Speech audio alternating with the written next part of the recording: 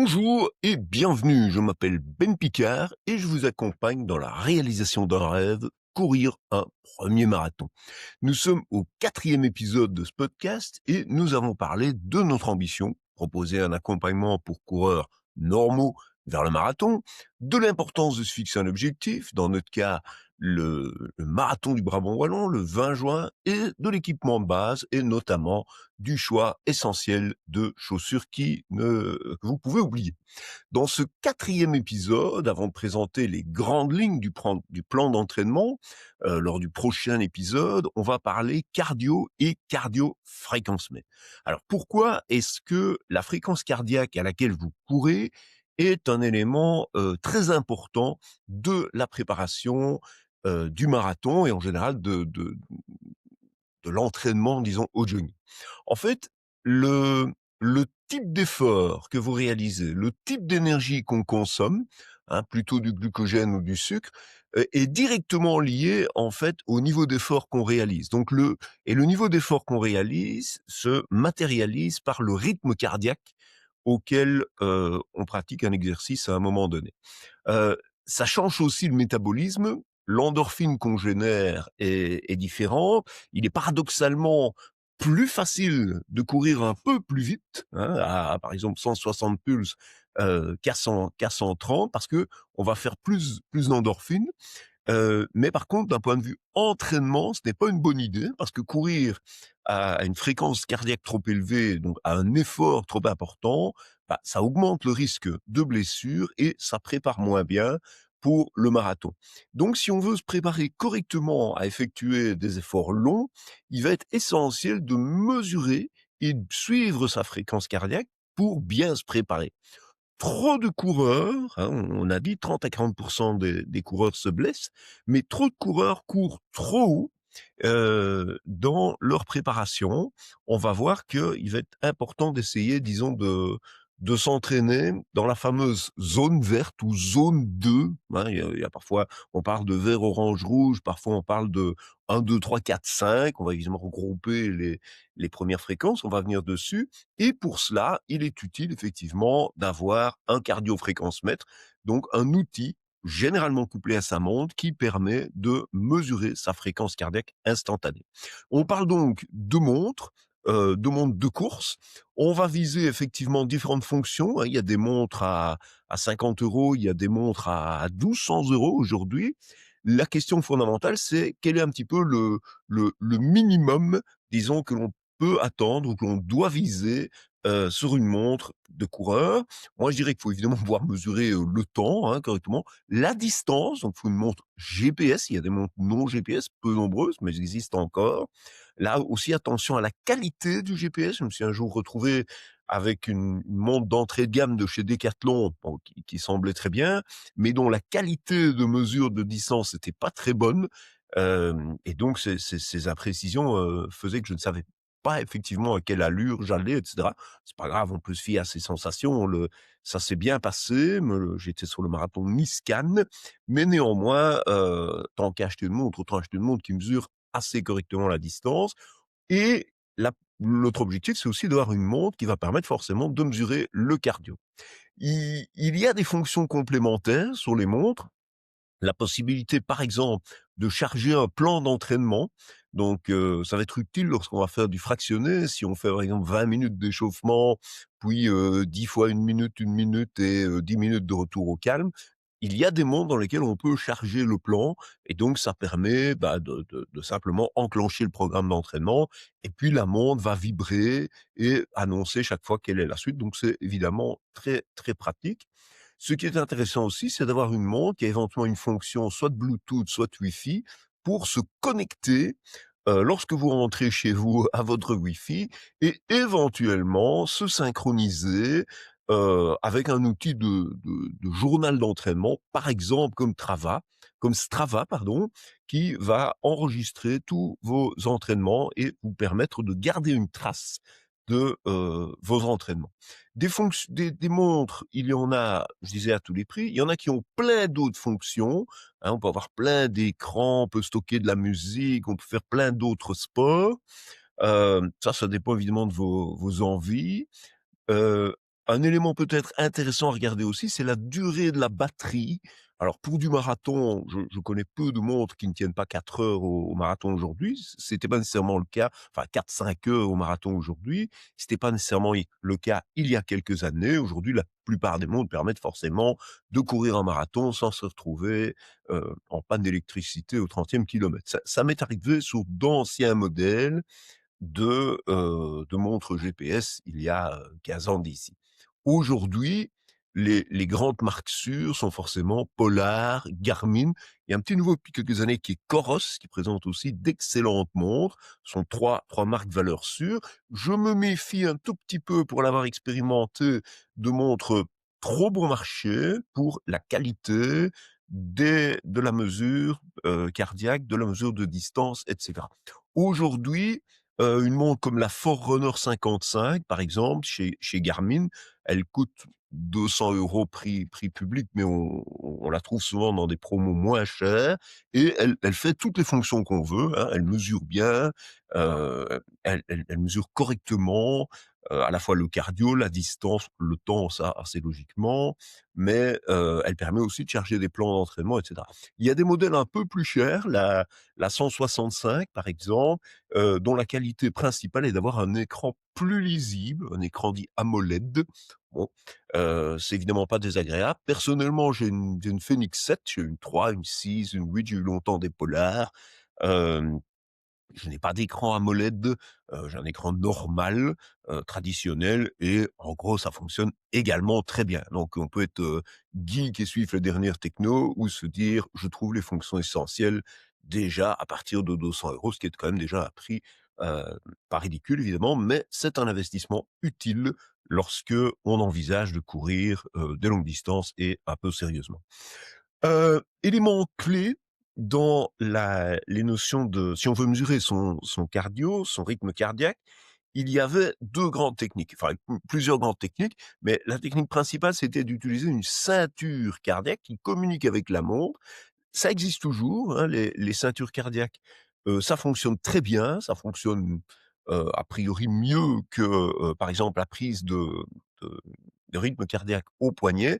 Néanmoins, les nouvelles générations de montres, donc la Forerunner 55, 165, les nouvelles Polar, clairement les Fenix, déjà à partir de 3 et cetera, 3, 6, 7, 8, tout ça, la prise, au cardio sur le poignet est de qualité tout à fait suffisante, en ce compris pour faire de l'intervalle et définitivement, effectivement, si vous courez en longue distance. Donc aujourd'hui, personnellement, je j'ai une montre qui a une ceinture et une prise au poignet et en pratique, je n'utilise quasiment plus jamais, la ceinture. Voilà. Donc pour l'essentiel, je dirais autour de 200 € environ, on trouve d'excellentes montres qui font la base de ce qu'on veut, pour un coureur. Bien sûr, certains préfèrent avoir des montres connectées, hein. Je connais des coureurs qui courent par exemple avec des Apple Watch. Bon, ça fonctionne aussi, mais on est quand même dans une qualité de mesure qui est, heu, un peu moins bonne, même si aujourd'hui c'est quand même pas mal, un peu moins bonne que ce qu'on peut obtenir sur, des montres spécialisées, heu, dans la course. Alors, pour comprendre les zones cardiaques, on va prendre un exemple très concret, hein. C'est très individuel, en fait. Normalement, l'idéal, c'est, heu,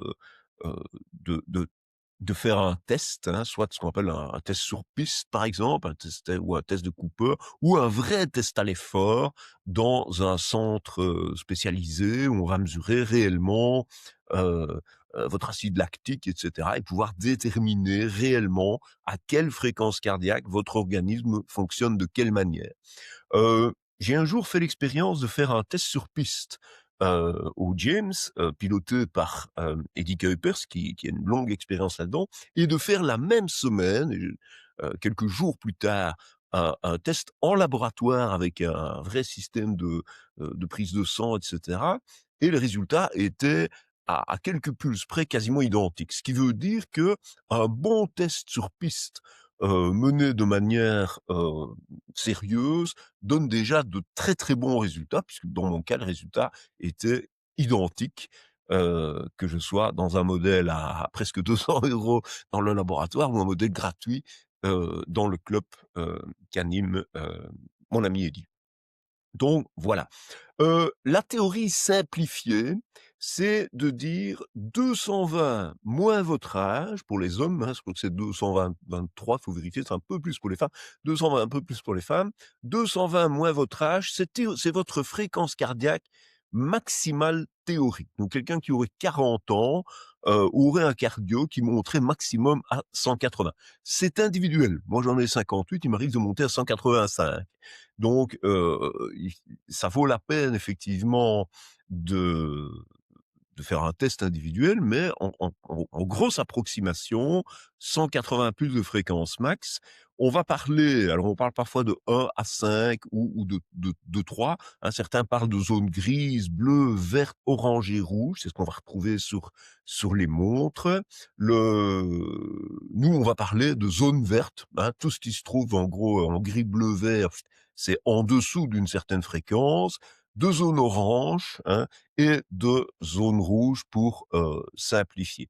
Les zones grises et bleues, hein, on va dire de, votre fréquence minimale pour le gris à environ 110 pulses, hein, si mon maximum c'est 180.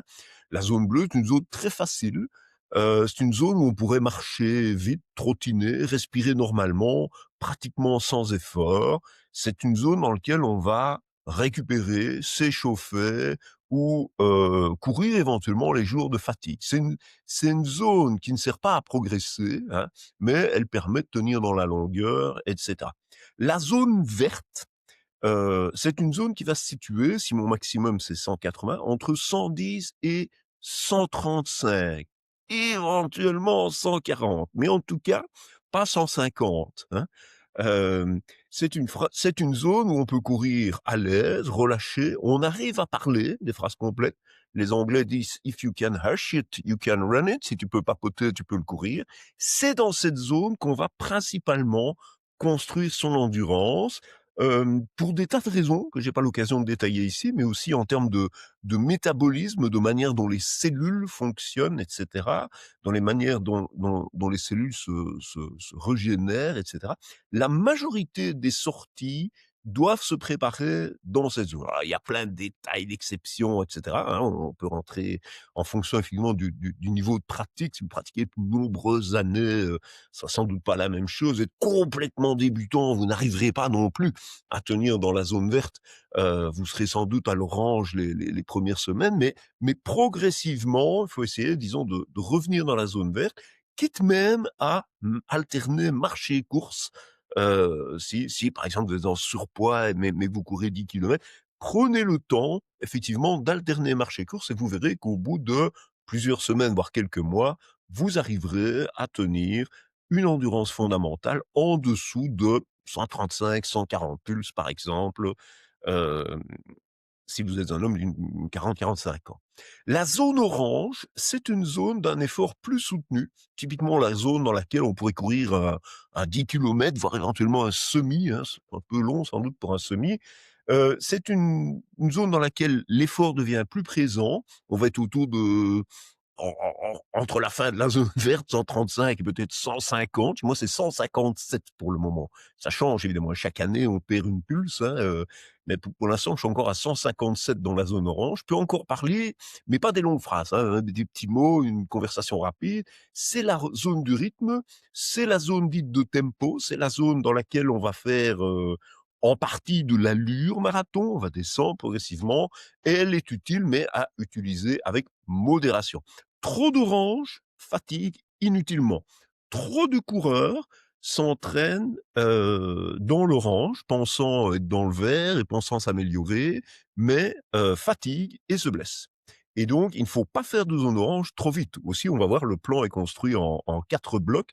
On fera réellement du tempo lorsqu'on aura pris le temps d'installer de bonnes habitudes, de construire un peu et puis, d'installer je dirais une logique de tempo. Il faut pas, se fatiguer et s'épuiser. Il existe une zone d'effort plus intense, au-delà de 155. Bon, si on fait un 10 kilomètres, on va peut-être faire, 4-5 kilomètres en zone orange et puis on va donner à fond dans la zone rouge. C'est au-delà de 155. Alors il y aurait aussi la super rouge à un moment donné. Là, on respire fort, on ne parle plus, c'est la zone éventuellement pour du fractionné, pour stimuler le cardio. C'est clairement pas, dans notre programme à nous, une zone qu'on va solliciter, hein. On n'est pas là en mode préparation marathon, trop de rouge et on se grille évidemment avant le jour J. Ce qu'on retient pour l'essentiel, c'est que pour préparer un marathon, on va d'abord faire beaucoup de zones vertes, un petit peu de zone orange lors de la séance dite de fractionner. J'installe le jeudi, moi, dans mon plan, et rarement, voire quasiment jamais, de zone rouge. La zone bleue, bah, c'est pour moi, c'est la zone verte en bas, hein.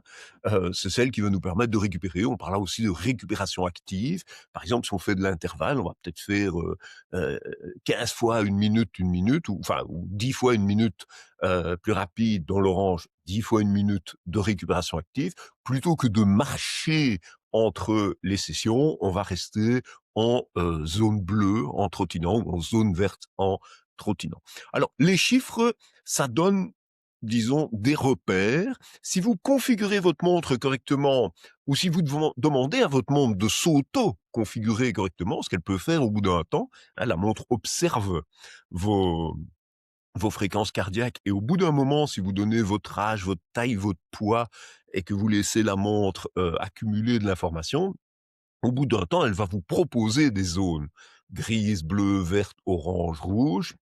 Et dans notre cas, on va toujours essayer d'être, au plus haut dans le vert, les zones étant justes. Il suffit de jeter un œil sur sa montre, il y a une jauge et on sait exactement où on se trouve. Donc ça, c'est méga pratique. Si votre montre est bien configurée, il suffit de suivre la montre. Mais d'une manière générale, il faut pas non plus, se prendre la tête avec ça. En gros, si on peut parler facilement, on est dans le vert.